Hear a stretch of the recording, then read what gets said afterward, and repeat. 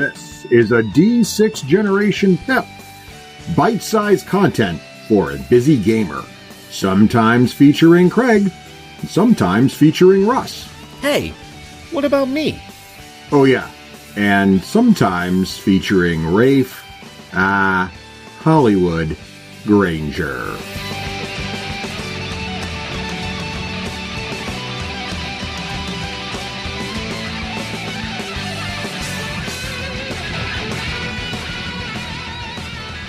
Hey, welcome back. It is time now for the world famous, most anticipated episode of the year. Terrifying that both of those things is true. Well, it is anticipated. I don't know if it's most anticipated. Someone somewhere is anticipating. I hear it is. And it's like not to spoil, Hawkeye too much, but I am considered one of the world's greatest archers. Yeah, are you? No. People say I'm one of the best. Are you one of those people? Are you one of those people? Maybe I am. Yes. So this is a highly anticipated episode. People are saying it's highly anticipated, and I am one of those people. So I want to add to that. What's that? Because I looked up our stats. When we first launched this puppy, February 21st, 2008, I remember floating this idea across the table. Yeah. This is the insider joke among Russ and Craig. Yeah. Craig's like, I don't know, man, Rafe. I'm not sure. Russ is like, I believe Craig was like, what's a podcast? Yeah. No. I mean, when we, 13 months later, when we did predictions. Yeah. 13 months later, when I said, let's do predictions, I was the most mocked. But because it was one of the most successfuls, I really got a lot of street cred from that. And so in the future, I got to pull off a lot more segments because they'd be like, well, it turned out in hindsight, it only went downhill. So, no, that's not true. Rafe's Roundtable. No, that's not. I kid. Peter Lipton. He kids because he loves. But what I do like is this is the one-time guarantee that all three of us get together every year, regardless of where the podcast goes, what strange turn it catches, whether the world blows up to some kind of post-apocalyptic pandemic, without fail. Well, that sounds creepy. There is a prediction episode every year from the D6 generation. If there isn't one, I predict it's been a really bad year. But this year, we're in good shape because there is one. I got some fun stuff. I can't wait. I am excited too. But first, before we get to the predictions for 2022, we do have the small matter of taking a reckoning of how we did in our 2021 predictions. Yes, well, and given it was point if we didn't keep score. And just for the folks who maybe this might be their first predictions episode ever, let's review how this all works. So every December, so now going back to December of 2020, we sat around and we came up with 7 predictions each of what we thought was going to happen in 2021. Now, we make these predictions without talking to each other. So none of us know. We could theoretically make the same predictions or similar predictions, but it doesn't matter. We don't know what each other's going to predict, right? Until we get on the show together. Then we write them down. So we've written them all down. Here are the prediction rules that we follow because we are gamers and there are rules to this. We actually can win and score points. But over the years, stalwart listeners like yourselves have sent in pointers, tips, and other methodologies to optimize the prediction scoring process. To now, it is a well-oiled machine, which basically means Craig always wins. But here are the rules. No, I didn't win last year. They have been designed. This is one of my favorite parts, Russ, is you explaining the rules. I love this. I love this. Here we go. Rule number 1. All predictions must have a quantifiable final measure. So in other words, I feel like we were a little fuzzy on this. Yeah, Russ was fuzzy, Craig. It wasn't you and I. He was we got to double down. We got to double down on this particular rule. Rule number 2. Each prediction is worth 1 point plus 1 point for each host who disagrees with you. So for example, after Rafe makes a prediction, Craig and I will have to each choose to agree or disagree with that prediction. If Rafe's prediction was correct, he will get 1 point. And if Craig or I disagree with him, it's +1 for each disagreeing host. In other words, it must have been a hard prediction because we didn't think it was going to go true. If a host correctly disagrees or agrees, they get +1 point. Also, if you say nothing, you get -1 point. So basically, you always have to have an opinion. And if Rafe or the primary predictor is incorrect, they get -1 point. So in other words, you get +1 if you disagree or agree. You only get a -point if you're the predictor and you're wrong. All right. Rule number 3, All information must be public. So we can't use any insider information if we know a game publisher or Craig's making a prediction about a book he's writing. Like, you can't really do that. So you have to, as be public. And the fourth rule, which we added a couple of years ago now, the prediction order is based on the prior prediction year's winners. So the winner has to go first, and then it goes from the second place to third place. So the loser gets to go last in terms of agreeing and disagreeing. All right. Oh, and one more little nuance. If you make your prediction and everybody agrees with you, meaning you've apparently made a softball prediction, you can choose to kick your prediction up a notch and make it harder for yourself to hopefully to get someone to flip to disagreeing with you to make it worth more points. Yes. Did I miss anything, Craig or Rafe? No. Looks like you nailed it all, Russ. All right. There they are. And Craig has the very important job of keeping track of our points, which is... This is awesome because the person who is worst at both math and computers is trying to use an Excel spreadsheet to keep track of the score. That's what I love about it. But that's what makes it really, really dependable, because we know you're not sophisticated enough to use some kind of high-end, back-end AI program that we wouldn't be able to figure out to skew the results. We know these results. Funny you should mention that, because my computer's been talking to me lately and made a few suggestions. So here we go. Wait. I have an ask of a listener. Sure.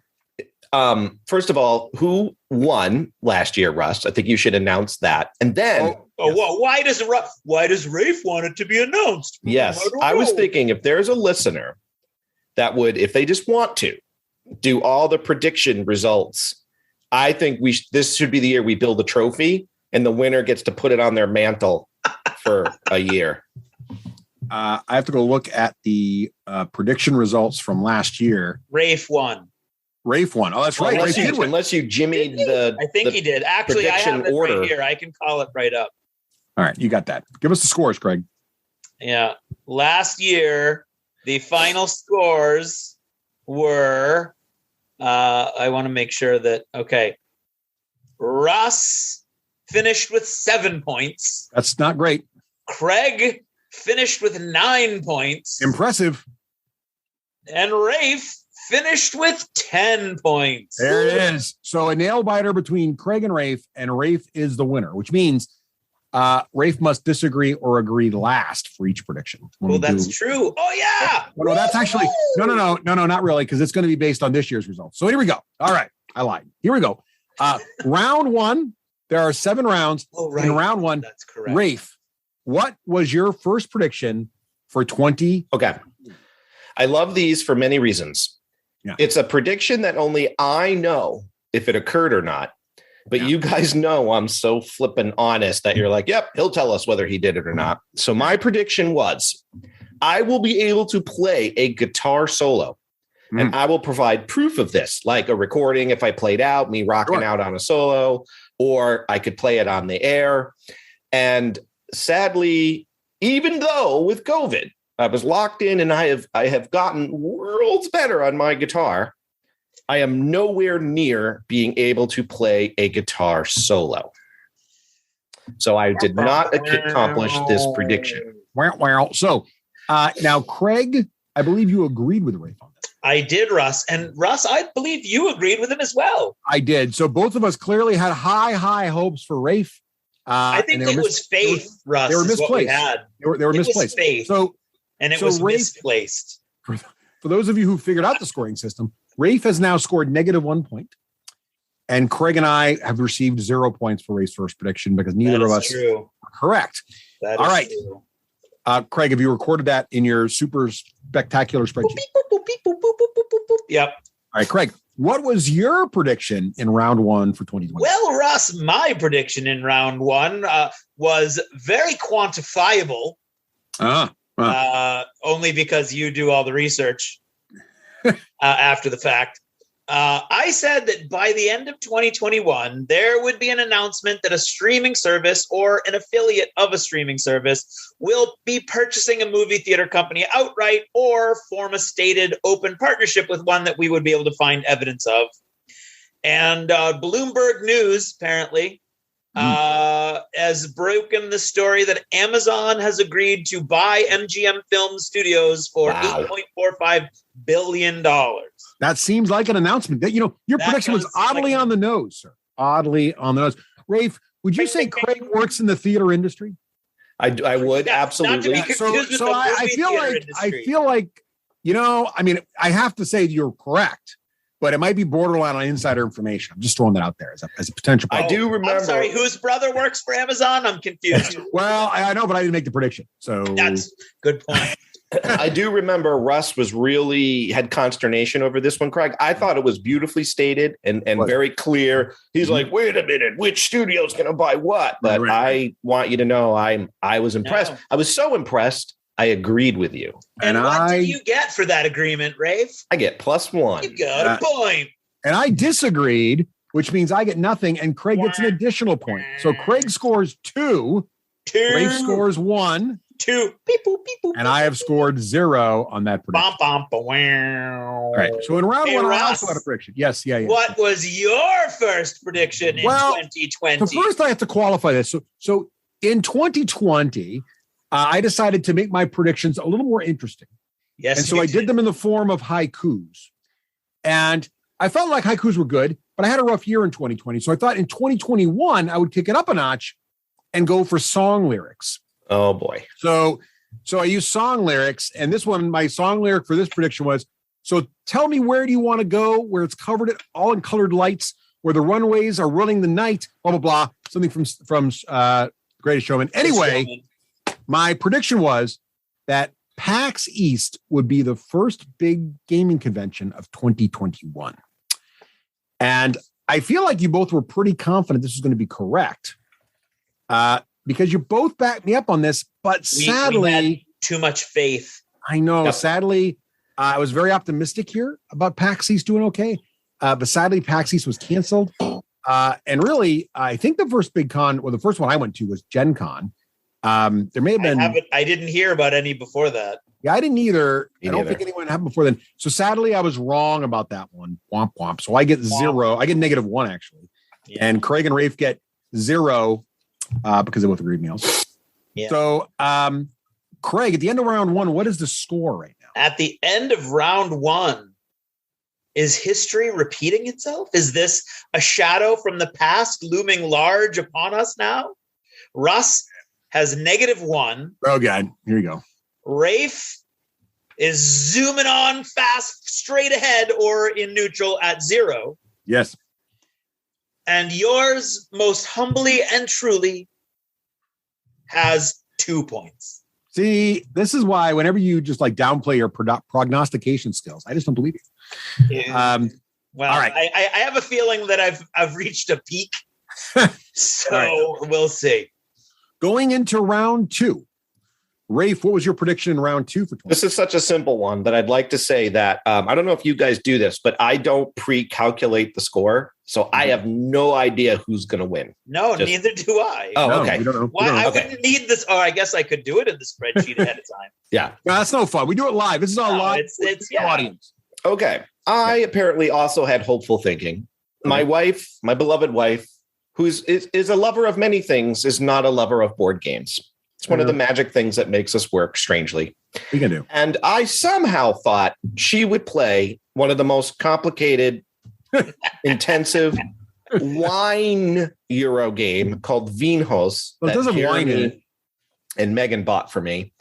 And I cracked it open, and needless to say, not only did my wife not play it, but I couldn't even get it to the table for Andy or Dave, who will play anything with me. So I did not play any games at all with my wife. Well, Craig, I think this might be a good one for us because well, it's almost like we all went to this game night a long time ago and we played this lame-o monk murder mystery game and watched Marisa just have like a total slow over the course of the evening meltdown as she realized reaction to it. The things she hated. Yeah. So yeah, both Craig and I pretty much made the call that there was no way in heck that was going to happen, and we were correct. You were correct. So I think, Rafe, you take a -1, and Craig and I both got +1 for that one. I do believe that is true. I think if I'm going to get any positive score this year, it's going to be based on other people's. I don't think I'm going to get. All right. Yep. Hey, that's where I get almost all my points. Yeah, I think there's some strategy to this game that I'm still trying to figure out. Craig. Yep. What was your prediction for round 2? Well, my prediction was aspirational, Russ. It was. I love playing campaigns with my friends. Yeah. And we haven't been able to pull one off in years. In fact, I actually said that in the prediction that we haven't been able to pull one off in years. And I didn't really know what game we were going to play. I had a few different options in my head. Maybe Legion, maybe Game of Thrones, A Song of Ice and Fire, maybe even Marvel Crisis Protocol was still in my head at that point. And so I said that by the end of 2021, we would have played at least one campaign of some game, unspecified, to its conclusion. Now, this is a bold prediction because we never play campaigns. We have never been able to count on one hand the number of these since we've been playing games together for nigh on 30 years now. Yeah, not only that, but Russ, we're famous for actually coming up with awesome campaign systems and simply not finishing. So and never finishing. So this was really a very bold prediction that I said no way. And Rafe, I believe you also felt this was not going to happen. Correct. Yeah. So, but I actually facilitated making it happen, and we actually got You made it super easy. In fact, you pretty much single-handedly are responsible for the second one that we completed. Yes, we got 2 Song of Ice and Fire campaigns and map-based. Craig did this amazing map-based thing with some of the old components from GW Games, and then we made it digital online so we can move between rounds. And we had so much fun the first time with John and Joe from the D&D episodes. Then we played it again. Yeah. And now we're getting ready to play a Legion one for Star Wars. Question. Hoping that one comes off. Yeah. Yes. Did you say you played it online? Nope. No, we played it in person. Okay. Because I think it's so cool that during a pandemic, when we were separated, you guys were like, "No, f that, we're getting together." Well, no, this was near the end. This was 2021, and it was like spring and summer. Yeah, I'm just saying, like, opened up in summertime before Delta showed up. I wasn't passing judgment about any of that. Yeah. What I was saying is, it's really cool that during a year when you could have been like, we didn't get it done, COVID. You guys did it, and that makes it even more impressive. Yeah, we were really itching to get together. So anyway, stubborn. So Craig, that's a major score for you. You get one. That was a major score, and I'll take it because I feel like I need it later on down. That's a 3-pointer right there. That's a 3-pointer. Damn. Yep. All right. Let's see. Oh, so my prediction for round 2. This one's going to be a little choker. So the song lyric was "Video Killed the Radio Star." And so I was like, COVID's killing the movie industry. But good news, movies are gone, but streaming shows. So the problem was, the problem I was trying to solve here is that there wasn't really a way. There's no way right now. Like back in the day, you could go to some place and figure out like how well a movie did. But the problem is like movies now coming out direct to video, like on Disney Plus, like Avenger, like Black Widow, or if they're coming out direct to Netflix. How the heck do you know if this movie that just came out of Netflix did as well as, did Black Widow really do as well as other Avengers movies? There's no way to know anymore. So, so basically the most talked about entertainment in 2021, I predicted would be series instead of movies or direct to video movies. So Box Office Mojo, the website we usually use traditionally to figure out who did the best at the box office, would kind of become useless because how do you know what did better if the movie was released during COVID or not, or whatever?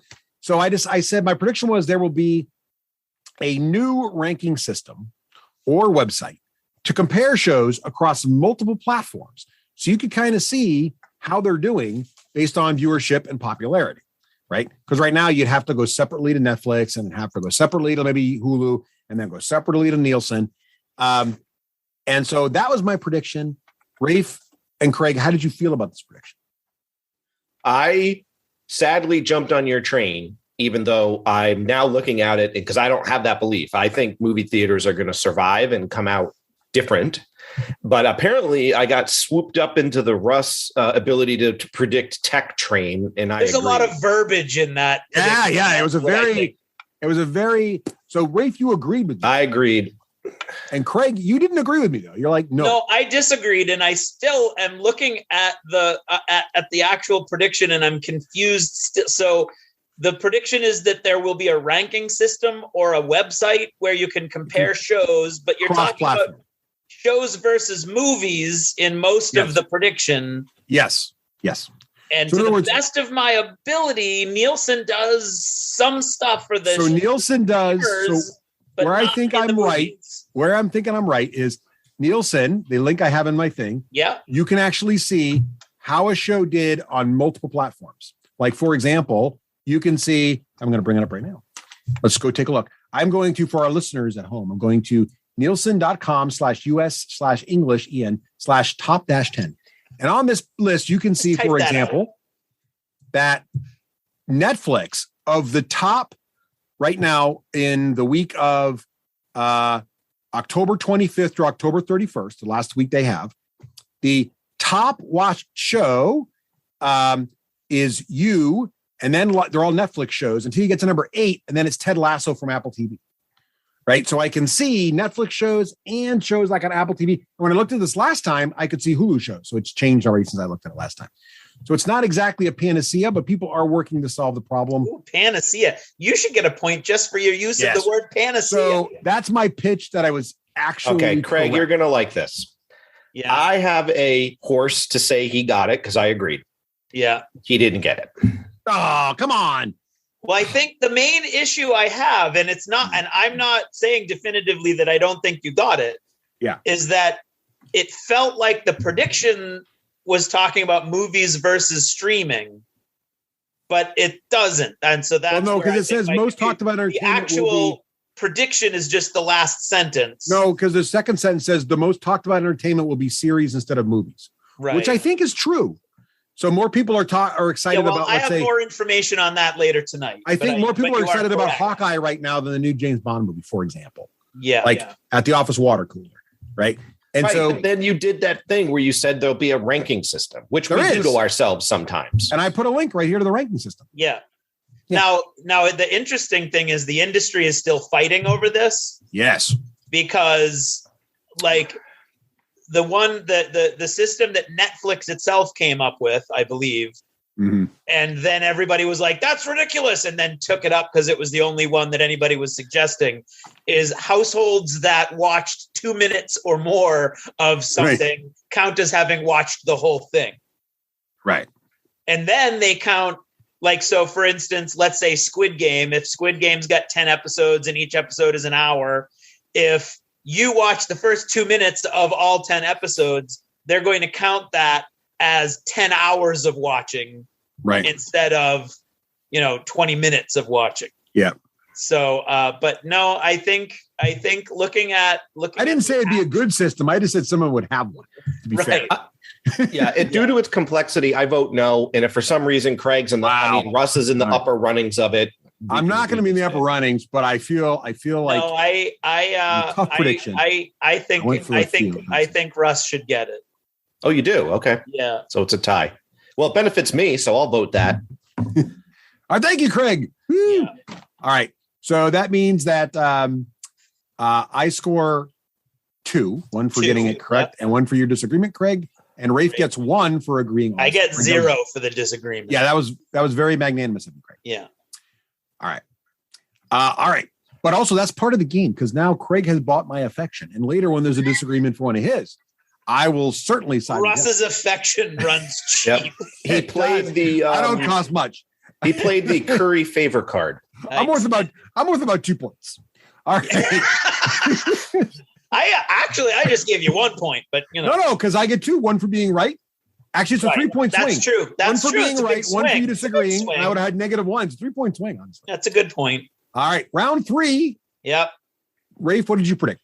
Again, just a nice little simple one, not like Russ's. Wow. Spider-Man 3 will release December 17th, 2021, and it'll be in theaters. Yeah, it's not quite so simple, though, because today, on the date of this recording, it is November 29th. Yep. Yeah, but do you think it's going to change in the next 3 weeks? No, because that is still the predicted date, and it didn't shift. And you did predict this a year ago. So I would say you're correct. Yeah. I agree. And I disagreed with you. I thought it would not make the date. So that's going to be a nice. You were sticking downright pessimist on the movie front. Yeah, you were sticking to your pessimism. I'm just bitter about the whole movie industry getting screwed over by COVID, Yeah. Yeah. So yeah, because I used to like it a lot, and now I just don't think I like to go there anymore. So that is a 1 point for 2 points for Rafe, and then 1 for Craig for agreeing. Bloop, bloop, bloop, bloop. Craig, what is your prediction for round 3 last year? Well, I had more faith in the movie industry, and we'll see how that bears out for me. Yeah. Warner Brothers had that ridiculous, bogus thing where they were going to release all of their movies in theaters and in on their streaming services at the same time. I think their slate had, I can't remember how many movies it had in it. 17. It had 17 movies in their 2021 slate. And I said that by the end of the year, they will have discovered the error of their ways. And by the way, it wasn't an error. And so there was no error to discover. And so they did not discover said error, as it was not there. And so didn't change their plan and backtrack. And so maintained their joint release system that caused some legal confusion. But yeah, so I was wrong. All right.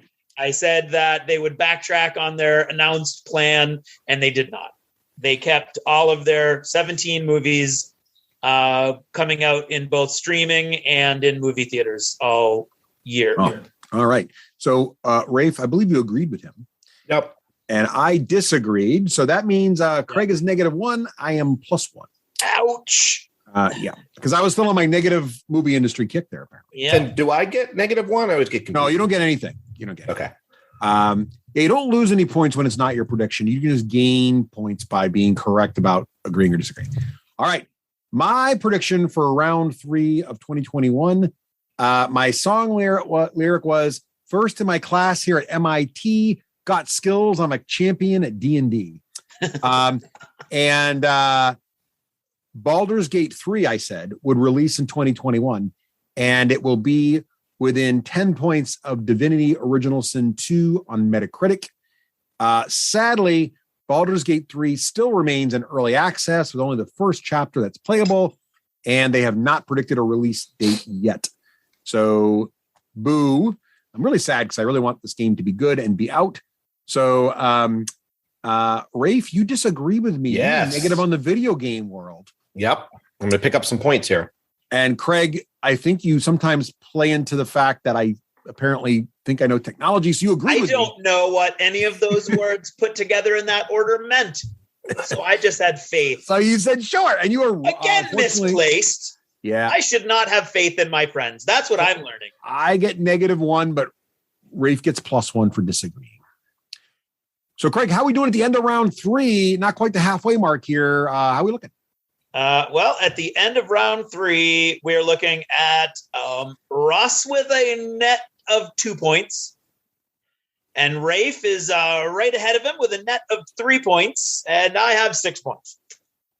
Wow. Okay. Yeah. Craig, we haven't hit my rough patch yet. We're about to hit my rough patch. As we go into the first turn here, round 4, Rafe, what was your prediction for round 4? Okay. I had predicted that I will have 3 fully leveled WoW characters. Mm-hmm. And again, a very simple one.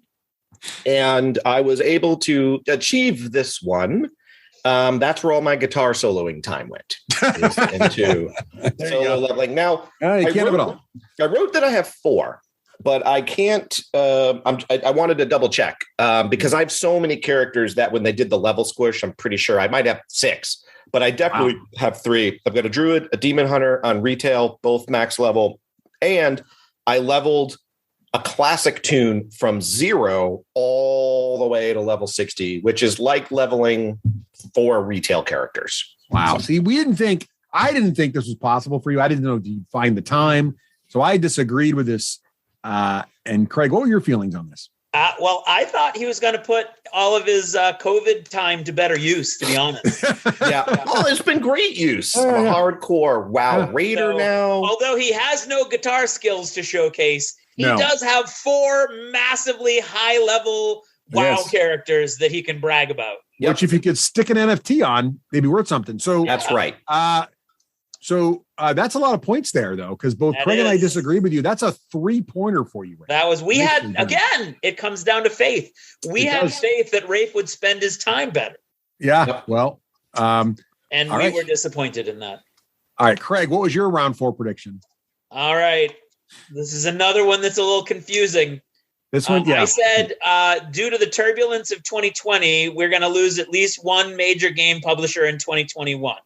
And then, because I was told we needed to have actual quantifiable hey, I had a website, pal. Predictions. Just saying. I defined both lose and major. Yeah. Lose, either it will die or it will be acquired by another company, and major, a game company that all three of us recognize. Yes. You guys both agreed with me, so this isn't a big swing either way. No. Russ isn't sure. I'm not sure because I can't think of a game. It all comes down to Asmodee. Yeah, right? Well, Asmodee has announced they're up for sale. Well, they have not been sold, and they are not dead. Right, but they have a buyer. The sale hasn't gone through yet, and the buyer is being either. But it has to happen this year. The identity of the buyer is being kept secret, according to the French financial press. Yeah, that sounds a lot like, to me, they're trying to get someone to actually bid. Well, Craig, are you saying that if a sale closes by December 31st, 11:59, you can get this? Or are you saying, I think a sale has occurred because there's a buyer, just the boring legal stuff? Nobody says anything about there actually having already been a transaction. They have a buyer, theoretically, but the identity of the buyer is being kept a secret. And right. I'm going to throw you a bone here. I owe you one vote in favor. You can take it on this one. Which I kind of feel like you didn't get it, but I'll vote for you. There's one later, which could be worth more points if I support it. So would you like to play the chit now and have me support this one? That makes no sense to me because that would be giving you a point also. So I'll take the hit. Yeah, again, I have a horse in this race, and I don't think he gets it unless we see in the papers Asmodee sold to blah blah blah. I agree with you. That's what I don't get. And that's why I'm not fighting it harder, first of all, because I don't think a sale has happened yet. Yeah. But secondly, although I know what I meant when I said either it'll die or be acquired by another company, I had never in my mind envisioned that being one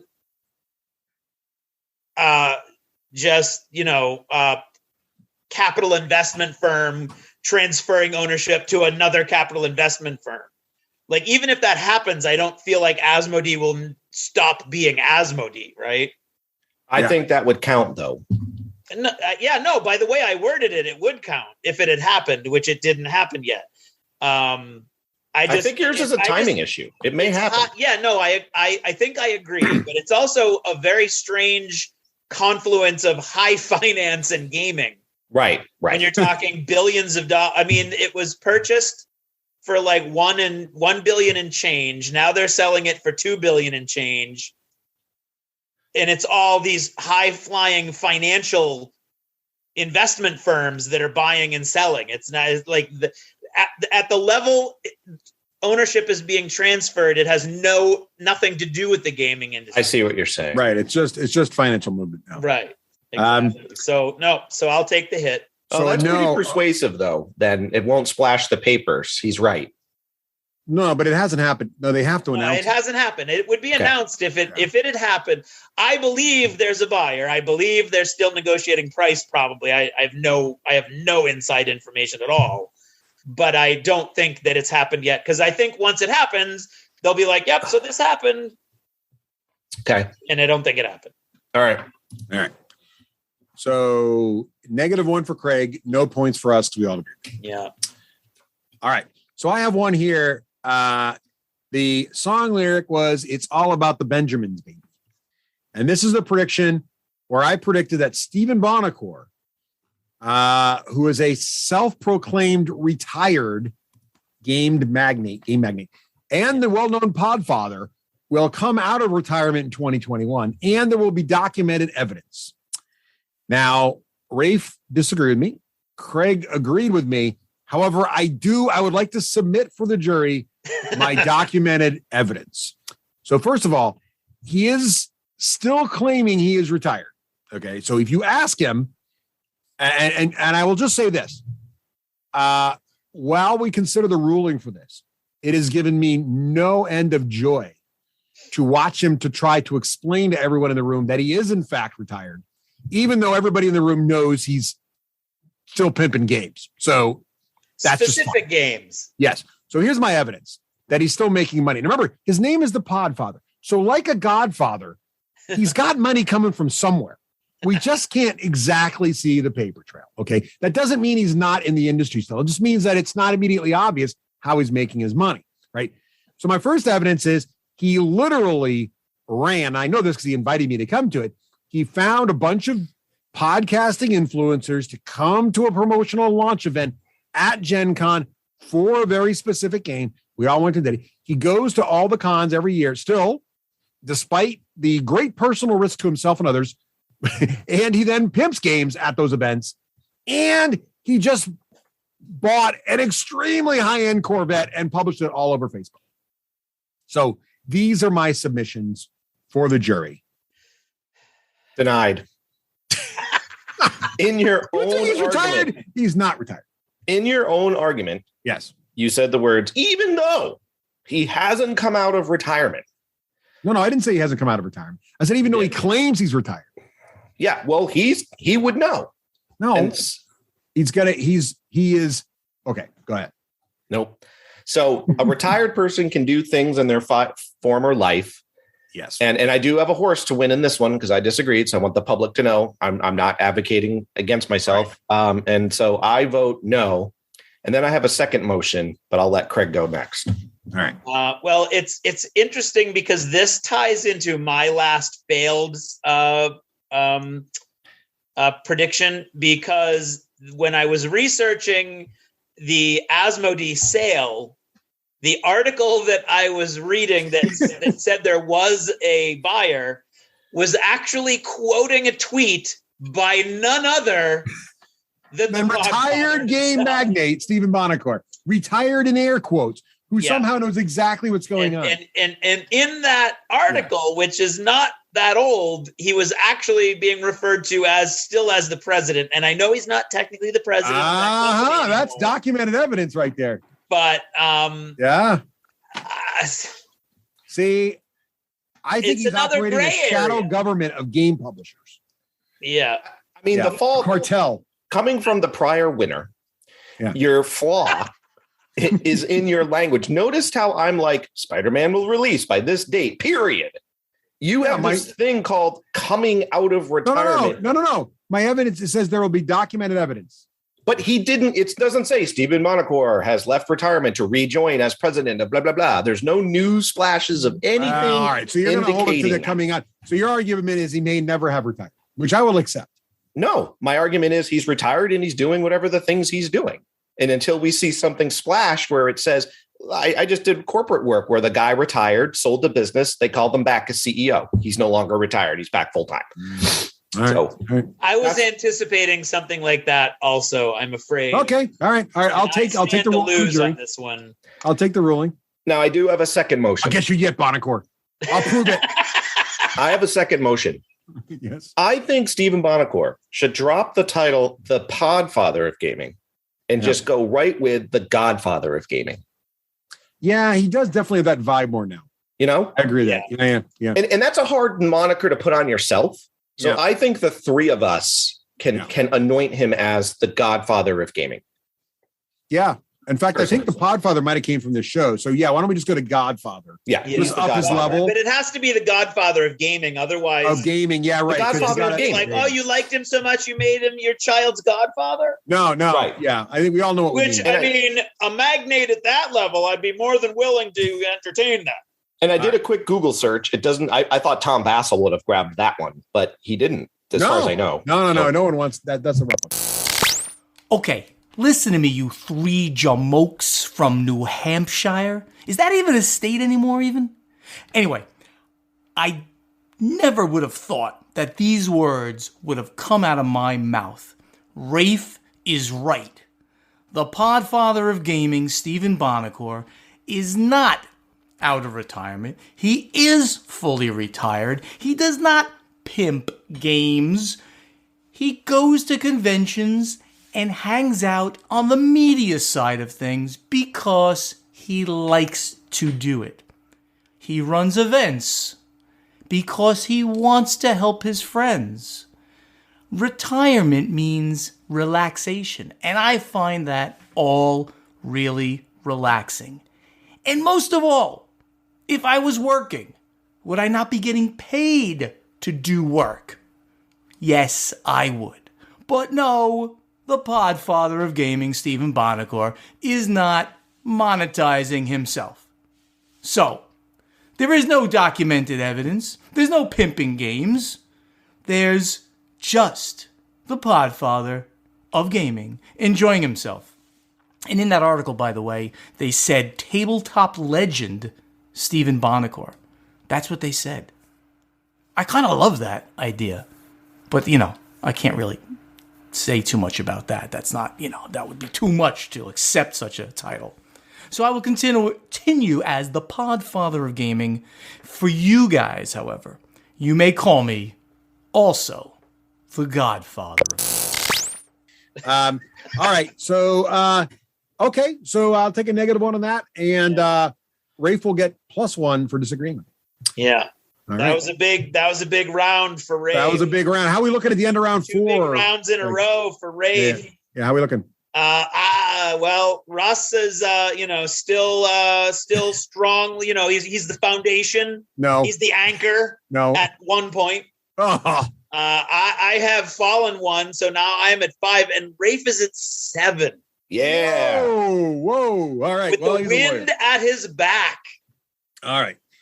Round 5. Rafe, what was your prediction for round 5? Hold on, I'm summoning my daughter to boil me up some more hot water for my tea here. It's making me get through. Can you maybe? Okay. Yeah. All right. Okay, where are we?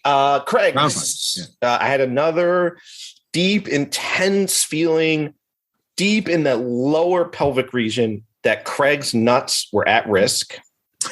And I predicted that he wouldn't. He was going to talk about me, got me with the wording. Yep. He wouldn't get kicked in the nuts in 2021.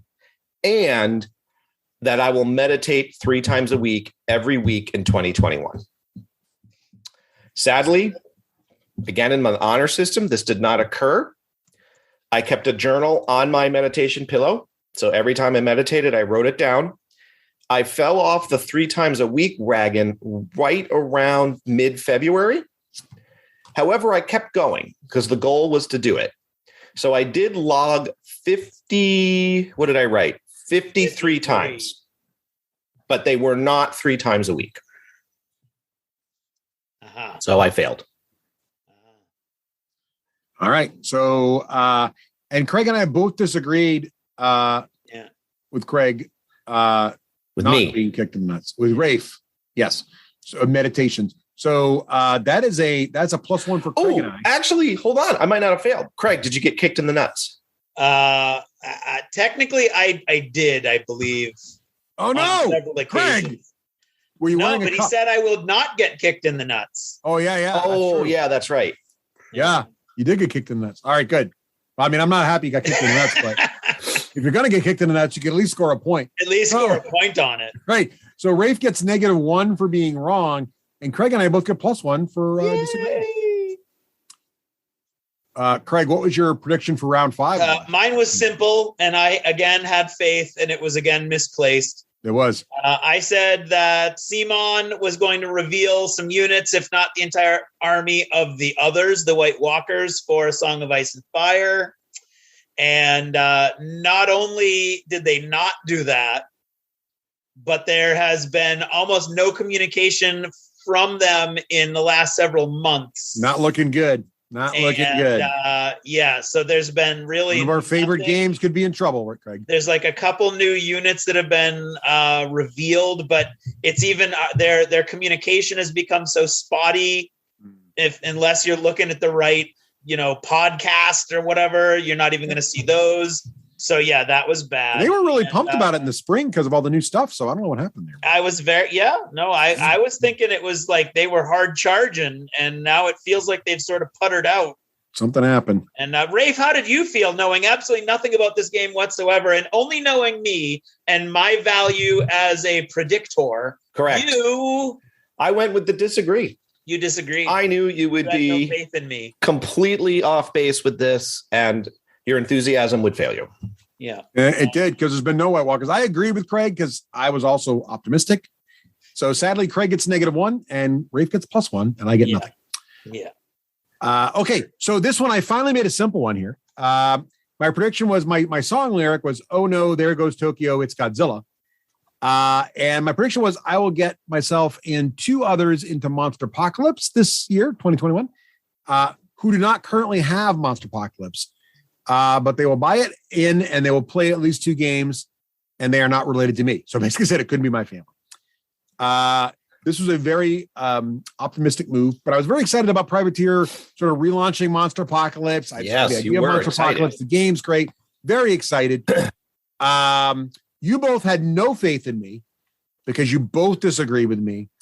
And turned out you were smart because I didn't get it, but I'll tell you why. I have a very good story about this. So as they were releasing all this stuff, I was really excited because all the buildings are no longer cardboard. They're all cool, resin, 3D, awesome. And they were doing this, and there were other factions coming out. And I couldn't decide. There were so many cool ones. And I was like, oh, I can't buy in yet. I got to wait for the next big box. And they were coming out with new boxes. And then I was like, I went to Gen Con. And at Gen Con, I got to see them demoing the new board game version of Monster Apocalypse, which is basically giant box of 4 factions, all the stuff, buildings, no cardboard, awesome.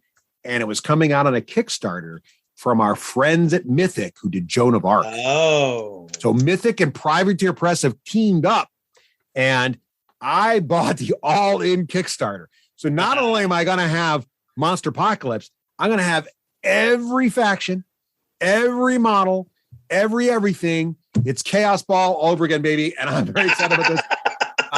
But sadly, it does mean A, it's not delivered till early next year. But B, it means I got nothing when it comes to Monster Apocalypse right now. Ouch. So sadly, that is -1 for me, and you each get +1. So that is not good. I'm not looking good this year. Yeah. Oh. Craig, how are we looking at the end of round 5? Because at the end of round 5, Russ, the standings are still looking pretty grim. Russ maintains his position at 1, solidly in positive territory. Hey, at least I'm above 0. That's what I'm going to take. That's right. Yeah. See, you got to take it where you can. Yeah. I am at 6. I went up 1. 6 is good. 6. Rafe is at 8. Yeah. 2 went up 1. Well, it's all about. I don't know that anybody can catch Rafe at this point. Well, there can be big swings. Let's see what happens in round 6. There can be. Rafe, what did you predict as your first round 6? Very simple. Again, on the honor system, I received the game of Gloomhaven from my brother-in-law, who knows nothing about gaming, for Christmas. And I was so happy and pleasantly surprised I got such a cool gift instead of, like a fleece sweater or something, right? That I was going to play 2 games of it. Nope. I think I lifted the lid on the box. I wrote, didn't crack the box. That's not true. I lifted the lid, looked at all the components, and shut the lid, realizing I had some WoW characters to level, some guitar solos not to learn, and I'll never play this game because, not that it's not a good game, and I've got an idea I want to talk to you about this game too at the end, but because if I'm going to play a crawl game, I'm going to play Flying Frog. My Flying Frog games I love, Shadows over Brimstone, that's the game I like. And so that's my story. All right. Well, we had a lot of faith in him, Craig. Yeah, we did. We both agreed that, Rafe, you were going to break out Gloomhaven at least twice, and you failed us all. You let yourself down, and you let us down. I did. And probably got myself left out on a bunch of fun, too. Lou's probably a little sad, too. Yep. Who gave it to you for Christmas? My brother-in-law. Okay. And does he listen to the show? Because he's sad right now also. That's a very expensive Christmas gift. It is. Okay. So Rafe gets -1, and Craig and I get nothing. Yeah. Okay, Craig, what was your prediction for round 6? Mine was back to optimism. Yeah. And I think I was caught by your PAX East prediction. Yeah, I was feeling good about that. My lack of knowledge of the convention calendar. Yeah. So I said that at least one game-oriented convention would be held live in 2021 before PAX East, which is traditionally around Easter, pretty early in the season. Yeah, which is March. The only way locally this would have happened would be if Captain Con had been held, which it was not. Right.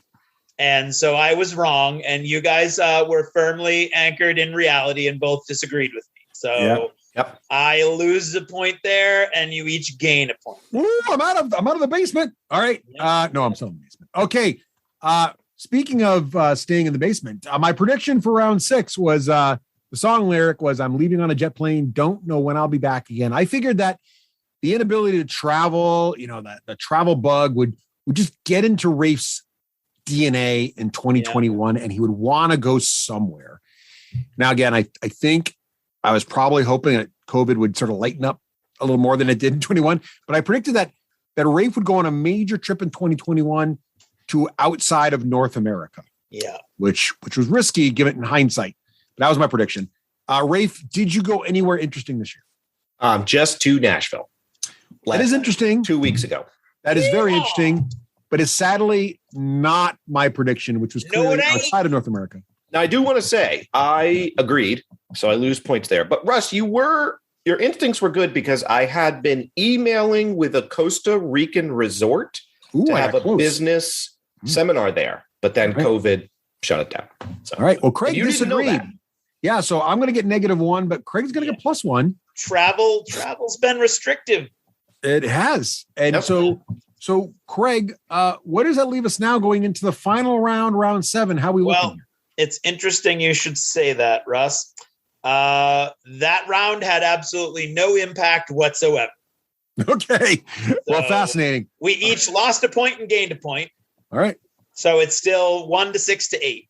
Okay. So here we go. It's all to play for then, except for me. I'm pretty much hopeless. All right. Round 7. Here we go. Rafe, what was your prediction for the last round? Note for those of you that may want to win next year. How simple and elegant this is. This is neither of those. Cobra Kai season 3 will be the most watched season of the series. Yeah. I didn't know which metric to use. So Rose and Russ will be the verifiers. This is why it's neither simple nor elegant. I don't know how to quantify this, or someone else will. Well, there is a certain elegance to that. Well, there is. Okay, maybe there is. Craig disagreed. I agreed. I kind of feel like you might be right, but it's again, it's hard to have the problem with this is what's missing. The prediction I tried to make earlier about going to a site to find this stuff, the site that I did cite that exists doesn't let you go back in time for all time and see all the shows. So, but I will say this, of the 3 seasons, I did a little research. Of the 3 seasons, season 3, the one you predicted would do well, does have the most positive news about it. So there's actually a Wikipedia entry just for season 3 saying that it was on track for over 41 million views in households in the first 28 days of release. It causes the series to become the #1 overall title on Netflix in 28 countries. And they don't have anything like this for any of the other prior seasons. So I feel like, given that this exists for season 3 and not season 1 or 2, and that there's some press that season 2 is a little disappointing, I'm going to have to agree that you got it, but it's not hard evidence. Craig, what are your thoughts? I have a hard time fighting against all of the circumstantial evidence that you dug up. Circumstantial. I think it's just as strong as the evidence that Stephen Bonacore is still employed, but I'm willing to. I'll let that slide. And yet, I found against that. What'd you find? No. I decided against the Bonacore. Yeah, right. Though it was in my best interest. See, I have to kind of recuse myself because I agreed with Rafe. So you disagree with them. So it's in both of our interests. I guess I'm wondering what's maybe a little more persuasive than circumstantial, but it's not necessarily. Is the Wikipedia article didn't say something like Although not eclipsing how season 2 did, season 3, Yeah. So but again, you can't prove a negative. They just I kind of feel like you got it though, because I can't find anybody raving about the other seasons like this one. Yeah. And I thought season 3 was quite good, but that's just right. And all the stuff basically doesn't break it down by season. There's nothing. No. So that's good to know that TV shows can't be ranked like movies on Rotten Tomatoes. We really want one of those series. We need. Well, what you should be using is Rotten Tomatoes, but I don't think Rotten Tomatoes this season. No, I think that's where I was. And Rotten Tomatoes just breaks it down by the show. It doesn't. Right. So this is a problem. We got to solve this, people. Anyway, what do you think, Craig? Flip a coin? No, I mean, I can't in good conscience argue against it. Yeah, I got to think where you get it, Rafe. So that's +2 for you because Craig disagreed, and I get 1 for agreeing with you. All right. And Craig, what was your round 7, your final prediction? Oh, you know why? Because seasons 1 and 2 were on YouTube Red and YouTube Premium. That's right. That's why. And nobody watches that. Okay. So and nobody watched either. So it was a softball prediction. We both Except for me. with. I watched it on that. That makes it more likely you're even correct. I watched it. I watched the first one on YouTube Red. That's true. Yep. So there we go. I think it has to go to Rafe. That reinforces it because it was on a better platform. Yep. Yeah. Okay. Yep. Craig, round 7 last year. What was your final prediction for 21? All of my highfalutin pretense at being extremely precise, locked in on how specific I was being went out the window on this one. Yeah. What was your prediction? Atomic Mass Games will have its first Star Wars releases, and they'll not vary widely in cost or quality from the Fantasy Flight previous releases. And then I gave some rubrics for what would be a cost differential versus a quality differential. And it now occurs to me that I have no idea how we would differentiate an Atomic Mass release from a Fantasy Flight release. Yeah, it's definitely true that Atomic Mass has taken over the Star Wars Legion stuff. Yeah. Right? That's how it happened. But you're right. Like the boxes don't have different logos on them. We don't know how much was produced under the Fantasy Flight folks versus the Atomic Mass folks. And I don't know. I will say cost doesn't seem to have gone up very much. No, the cost hasn't. Actually, I'm going to step away for one moment. I mean, maybe. All right, I have questions that Russ can answer. Yeah, so I'll feel it. Hit me. Again, I will lose points, but I'm kind of thinking Craig should get this one because he was so specific. He was specific, but the problem is there aren't any Atomic Mass releases yet. But Atomic Mass did acquire the license.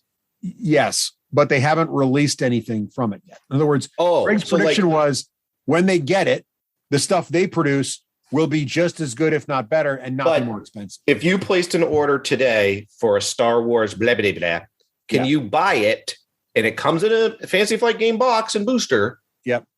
Then that's why I don't think. But what we don't know is how do you know I guess, that's the part I don't know because they haven't. Oh, I see. They haven't released something new that they've machined, they designed, so we can't tell. Oh, I see. Okay, because they could have just taken the box and shipped right now. They've just the stuff is in their warehouse now, and they're still shipping the same stuff. Okay, all right. You know what I mean? Yeah.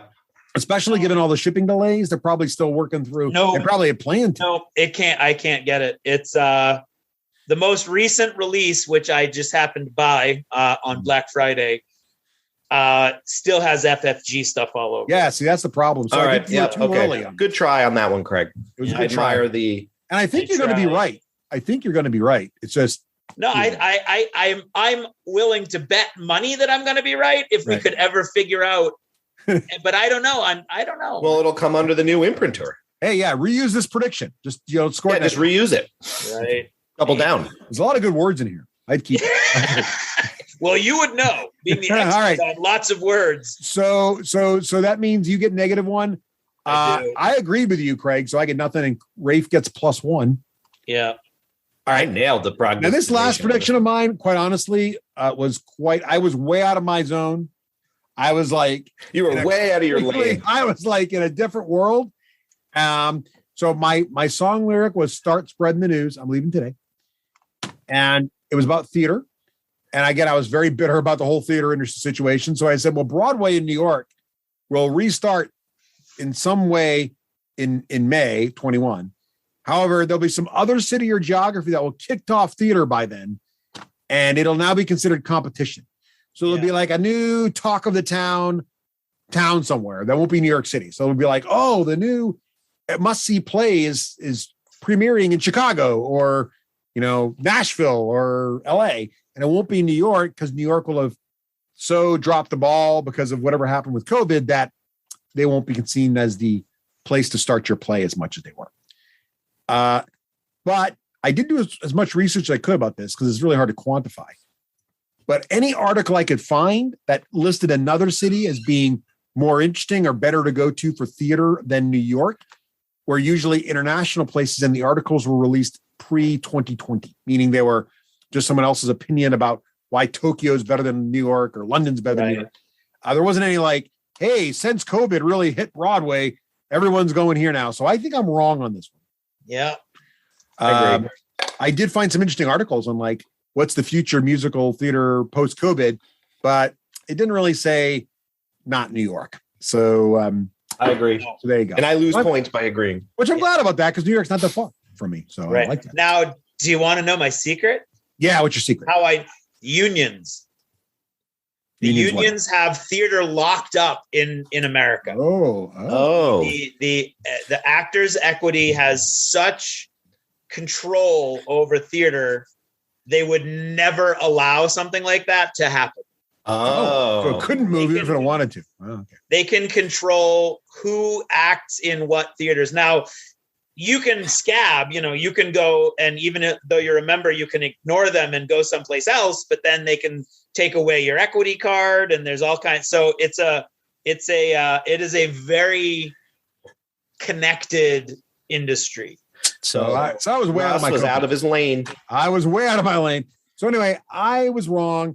Rafe agreed with me. I agreed with you for some dumb reason. Due to his insider union knowledge, disagreed. Yes. Now, we should say the rules don't say you can't use you're insider fine. I went in your lane. That's you used the wrong term. It wasn't insider knowledge. It was knowledge. Well, no, but he didn't make the prediction, so it's fine. Exactly. It was industry knowledge. Industry knowledge, but yeah, it'd be like him predicting about technology. So -1 for me, +1 for Craig. Craig, now what is the semifinal score? Because there's one more bonus round, but we can't do the bonus round until we finalize the calculations from round 7. So, Craig, how are we looking at the end of round 7? Ugly, Russ. Oh, God. It is ugly. Oh. It is a bloodbath. Oh, no. At the end of round 7. Oh, no. Russ, you've gone 3 rounds without a single change in your score. So well done. Am I above 0? You are at 1 going into I think that is a victory. This is the worst year ever. I don't know. I gotta look at the logs. I gotta go to the tape. I am at 6. I have clawed my way back up to my high water mark. It took me 3 rounds to get there, but I'm back up to 6. And Rafe is now at 11. Woohoo! Whoa! So the bonus round really can't impact anything, but just for the purposes of final score. Yep. How the bonus round works is we also predict who's going to win going into the bonus round, who's going to be basically in the lead. And the bonus round, if you're correct about this, you get +1 point. So it really only is like a tiebreaker / annoying thing. So Rafe, you predicted who was going to win? Craig. Wrong. Craig, you predicted who was going to win? Rafe. Right. And I predicted that 1 point. I was going to win just in case by some miracle I was tied for first. I could zip into the lead with my own vote. Russ was really trying to game the system. Yeah, he tries to metagame it. And I love that it thwarts him. I was thwarted. Rafe, congratulations. Thank you. I definitely want a crown for next year and a cape. So, Craig, we got to go. Well, I would have to say that given that you now have won 2 years in a row, that would be the onus would be on you to create any kind of trophy or costume. I agree. Yeah. So, Craig, do you have all the scores from all prior years? Because I would love to go through and kind of see what the records are for worst and best. No, you don't. Not right now. Maybe in a future time. It would be. I think I have back to 20 2016. You know, it'd be fun. I have 2014. I don't have 2015. Interesting. We can go listen to them all. I have 14, That's a lot of work, 16, 17. I don't have 18. I have 19. Well, although they could be in other places. I got some ideas on how to make that happen. And then here's something that could be fun. What if we put in the Discord our 2022 predictions, and then people could play along at home? Oh, yes. And be like, Craig's going to win, Rafe's going to win. And then after people to guess final scores. Yes. And or maybe even simpler, because then what I was thinking is we'll get a button for the winner. All right. Like I'll get a button that says, Rafe. You can predict all three of us correctly, our final scores. So if you would predict what were our final scores this year, Craig? What's that? If you had predicted what I think final scores is way too hard. I think they just need to predict the winner. The winners. Okay. All right. Yeah. And then we'll mail them a button, or they mail us postage or something. And they get a button that's like, I'm willing to cover the cost of the button shipping if people could predict this. Like I picked the winner. If they're patrons. I missed that because I'm looking for, I found another year. I found 2015. All right. Yeah. So predict along with us after the predictions episode, predict who's going to win the 2022 predictions. And we'll send you, I am a D6 generation prognosticator professional. Yes, exactly. We'll figure out a cool button. We'll do up the artwork done up. We'll figure something out. We'll share that. All right. Well, there's the results for 2021. And stay tuned. 2022 will not be far over.